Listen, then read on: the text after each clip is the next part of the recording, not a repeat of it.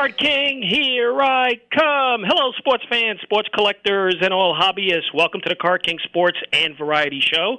I am your host, the Catman, Brian Cataquet, a.k.a. the Card King. We are live on ABC's KMET 1490 AM.com, your number one spot right here for news and talk on the West Coast. I thank everyone for tuning in this morning. On the telephone line, I welcome to the program a Pennsylvania baseball legend who pitched for the Red Sox, Pirates, and Braves during the 1960s. I welcome in the hard-throwing right-hander, Don Schwall. Don, Brian C., honor to have you. Great. Good to be talking to you, especially those fans up around that Boston area. My pleasure, Don. And, Don, I was going through, reading the back of your baseball cards, and I want to start. I mean, is it true that in college you actually outscored the great Wilt Chamberlain in a basketball game? Yeah, that was probably one of my best accomplishments. Actually, I thought I was a much better basketball player than baseball. And I played against Wilt 3 times, and I outscored him over those 3 games and even out-rebounded him, even though I was 6'6". So those accomplishments are a couple that I would cherish forever. I mean, that's amazing. And this was at the University of Oklahoma, correct? That's correct. Yeah, I only played 1 year in college, and it's quite a story. We may go over that in a little bit. Yeah, so you played 1 year. Now, 1957, that's the year that you were signed by the Red Sox, right? Correct. So it started out, it was something, I really was intending to play pro basketball, and I was concentrating on that. And by the time baseball season started, I was almost, done with basketball. Didn't get much time to play on the team at the University of Oklahoma. But when I was a freshman, I pitched for the freshman team, and the coach was so impressed, he went over to the varsity and said, "There's a guy over here, it's unbelievable." And they said, "Bring him over, we'll test him." So anyway, I went over, and I think I struck out 6 straight guys, something like that, and didn't think much about it. And I was leaving. There was one man sitting in the stands, and he yelled to me to come over, and I came over, and he told me, "My name's Wald Rice. I'm a scout with the Boston Red Sox. If you ever decide you want to play baseball, give me a call." And that was it. So I walked away. And, my God, the story starts in the basketball arena. I'm playing out in California against UCLA, and I was guarding Rayford Johnson, the great decathlon champion that night. And when the game ended, a bunch of scouts ran on the floor and started saying they wanted to sign me for baseball. And I thought, what is going on? I couldn't understand it. They had changed the rules in baseball that day that you no longer, if you got a bonus, had to be on the major league roster. So they offered me a lot of money, and I just couldn't turn it down. I mean, 1957, signing with the Red Sox, here you are. I mean, you could be playing with Ted Williams. I mean, this is unbelievable. And in 1958, you're playing with the Waterloo Hawks, the Red Sox minor league organization, and you posted a 7.5 record that year. And I want to ask you, how was your introduction with minor league batters? Did you find it challenging, or did it come natural to you? Yeah, it was sort of challenging, I think. As I said, these things happen so quick that I didn't really prepare myself to, think about a professional baseball career. And it was not what I would call a good year. I just never really caught hold of myself. But the following year, I took care of things. You did, and that was the 59 at Alpine. That's really where you shined big time. You posted a 23 and 6 win-loss record as a pitcher. So you really, made headlines that year at Alpine. Yeah, I did, and it's funny how you watch things happen in life. After I had that great year, I won 2 more games in the playoffs, and typically I would have gone from D ball to maybe C or B, but they invited me to the AAA camp, which would be quite a jump. And the manager was Gene Mock, who became the Phillies manager for years. And I had a decent spring, but at the end of the spring, he said, Don, you're not ready for AAA ball, so we're going to send you to A ball in Allentown, Pennsylvania. So I felt real down. But he said that day, the farm director, John Murphy's here, and he's never seen you pitch, and he wanted to see you throw. So we're going to let you pitch the first 3 innings of the game. So I didn't feel great. So anyway, I went out and I pitched 3 innings and no hits. And so I came in and he said he wants to see you pitch another inning. So anyway, I ended up pitched a 7-inning no-hitter. And when I came back to the motel that night, Gene Mock came out and he starts laughing and he said, "You're not going to believe it. You were going to AAA." So I got a break of a lifetime right there. Man, that's amazing. And then in 1960, I believe you're playing with the Minneapolis Millers, a team that had the great Carl Yastrzemski on the squad. Now, he was 21 years old at the time. How was a 21-year-old Carl Yastrzemski? Oh, my God.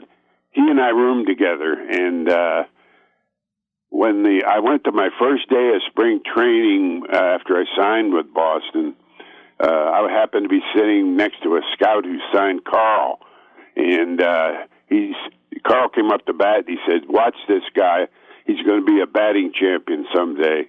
You know, and I didn't think that much about it, but boy, was he right. Yeah, and this was 1960 with the Minneapolis team. Now, 61, this is where you're known to Baseball America as the Rookie Sensation of the Year, winning that award. You went 15-7 in 61 with 91 strikeouts, a 3.2, I believe, ERA for a Boston team that finished 33 games out of first place. Winning that award, how did you feel? It was amazing. Carl was favored to win the Rookie of the Year, when the season started. And as I said, he and I roomed together in Boston.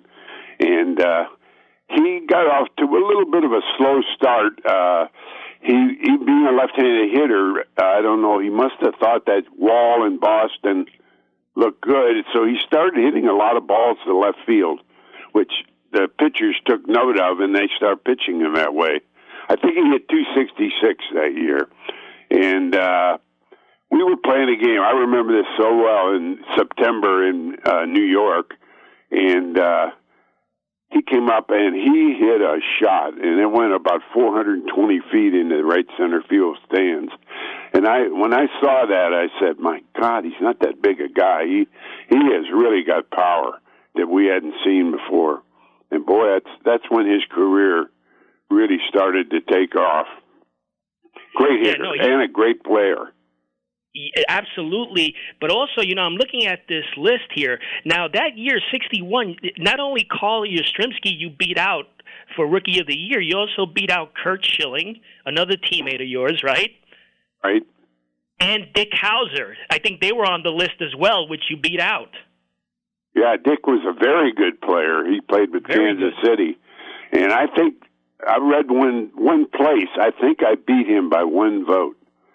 And I think what really helped me is Boston had the All-Star game in July, and I had that hot streak going. I think I was about 10-2 or something like that. And we needed to have a player on the All-Star team, and Pinky Higgins, our manager, picked me to participate in the All-Star game in Boston. And I still think this might be a record. I was only in the major leagues about 58 days when I pitched in the All-Star game. I still think that's a record. Yeah, and I wanted to ask you, how, playing for the 1961 All-Star, team. I mean, that must have been a memorable, moment in your career, no doubt about it, huh? Yeah, I have a picture right here on the wall.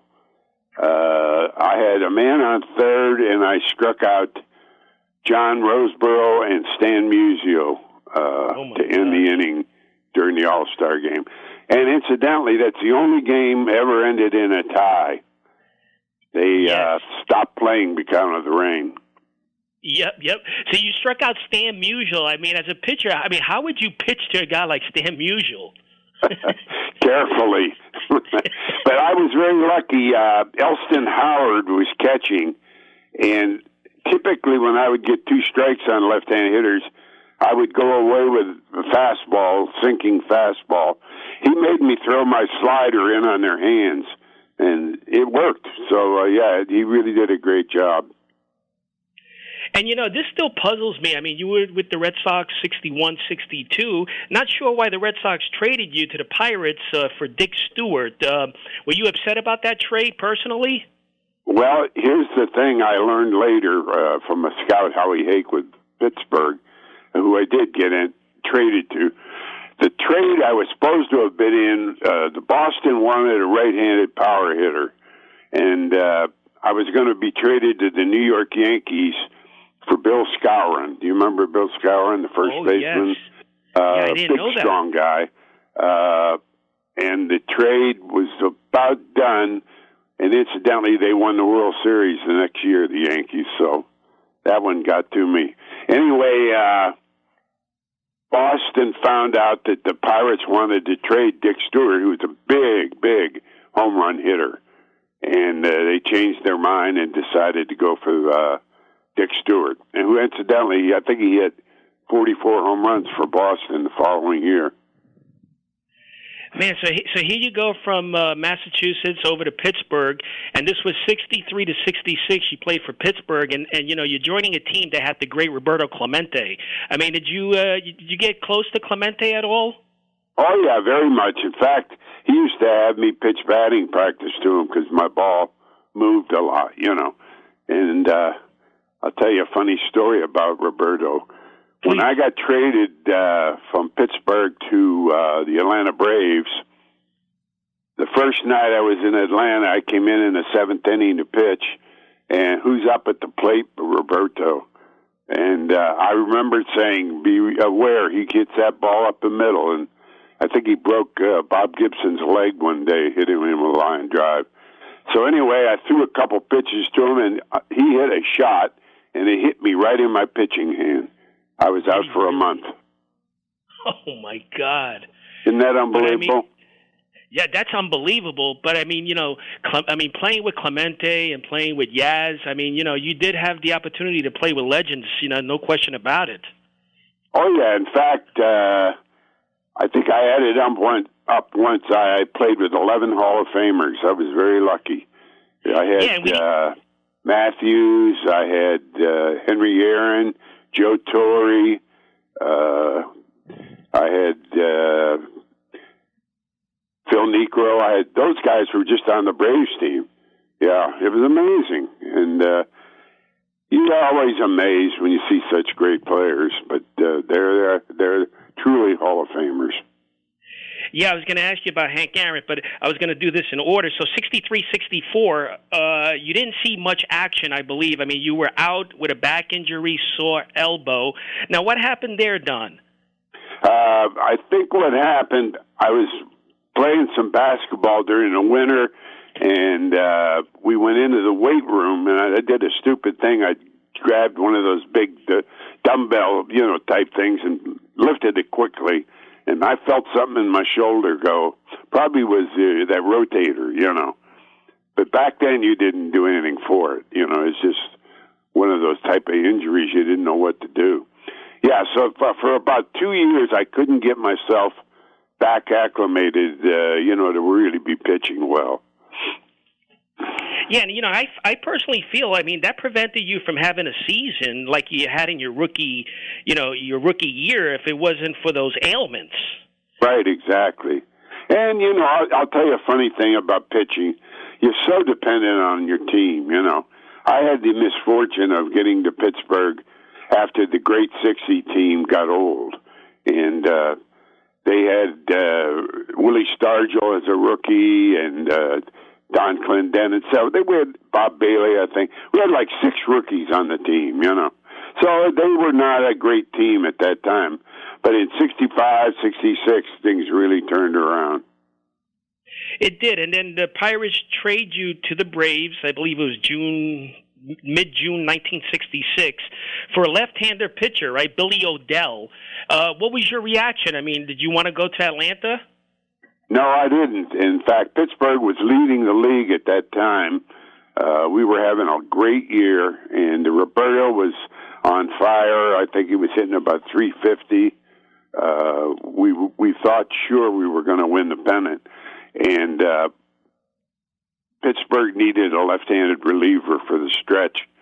And I had always pitched real well against Atlanta, always. And I think that was the reason they went for the trade. Yeah, and you went to Atlanta in '66, like I mentioned, and that was also a historic year. That was the team's the franchise first year in Atlanta, correct? Yeah, and I'll tell you a great story. I won the first major league game ever played in Atlanta, and that was with Pittsburgh. The game went 13 innings, the opening day, and Tony Cloninger pitched all 13 innings for Atlanta. I pitched the last 6 innings for Pittsburgh, and in the 10th inning, I had the bases loaded, 3 balls and no strikes, and I struck the guy out to end the inning. Wow! So we ended up winning 3-2. Stargell hit a home run. So you pitched the first game in Atlanta, huh? Yep. That's one of the big trivia questions. Like in Atlanta, they put it on the scoreboard. What Braves pitcher won the first game ever played in Atlanta? And it's a trivia question because I was actually with Pittsburgh at the time. Huh. That's interesting. So you go to Atlanta, and I was going to ask you there. You know, Eddie Mathews, Hank Aaron. Any personal stories on Hank Aaron? Oh, yeah. Henry was a wonderful guy, very quiet guy, and he used to always tell me he couldn't hit me. He said, boy, I had trouble hitting you. He said, I could not pick up your delivery. I told him, I wish a lot of other guys would say that. Okay. But anyway, he never did hit a home run off me, and that's the way baseball goes, you know. On the other hand, left-hand, like low ball left-hand hitters like Mathews, anybody, McCovey, those are the hitters I had major trouble with. Right, and then, you know, looking at your record here, 1966, I believe you pitched 11 games. Now, was Joe Torre catching you? Did he catch most of those games, if you recall? Yeah, Joe caught me. He was the catcher. And great guy. And we're still, you know, friendly. I talk to him every once in a while. But he was a wonderful ball player, and, you know, his managerial record speaks for itself. Yeah, no doubt about it.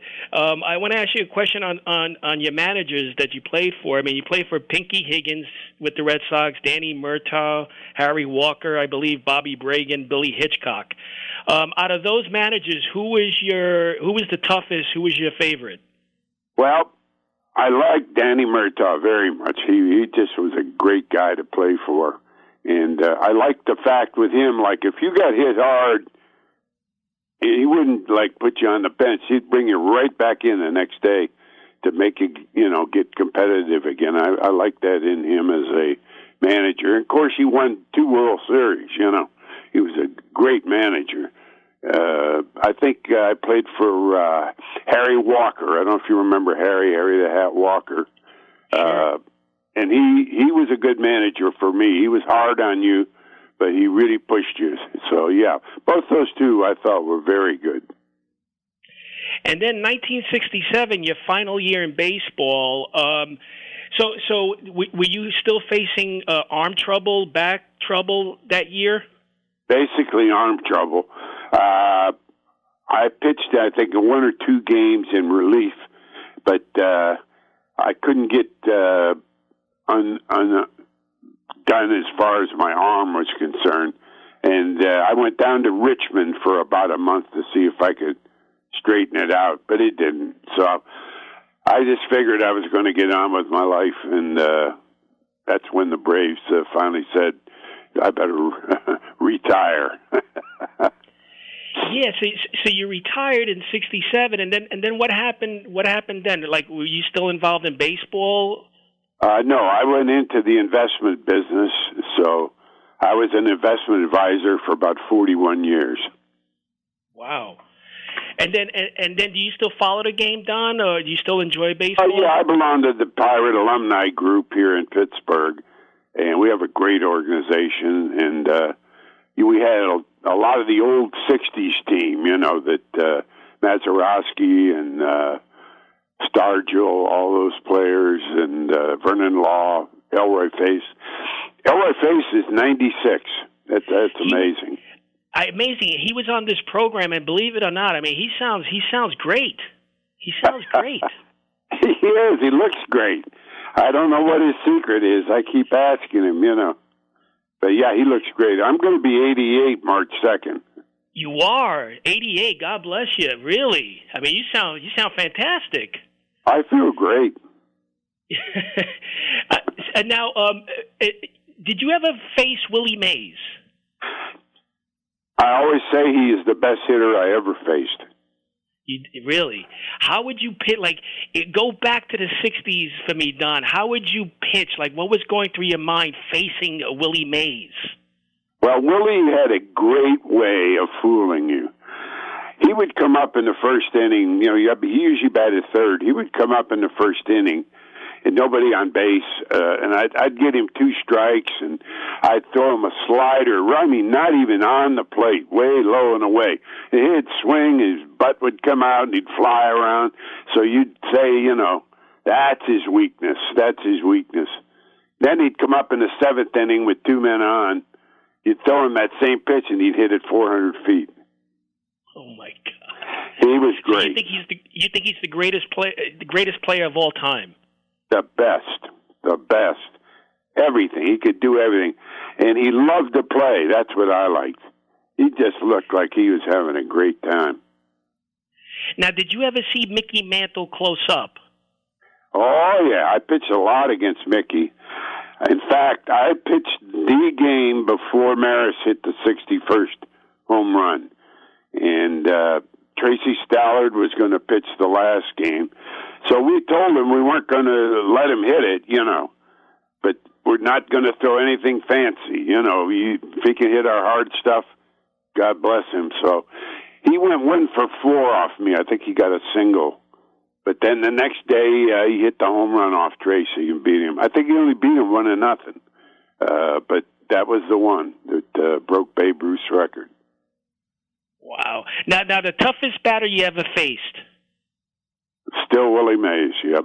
Willie Mays. Now, I have a couple of minutes left. I want to get this in. The first time you saw your picture on a baseball card, I believe your rookie year's the rookie baseball card of yours is 1962.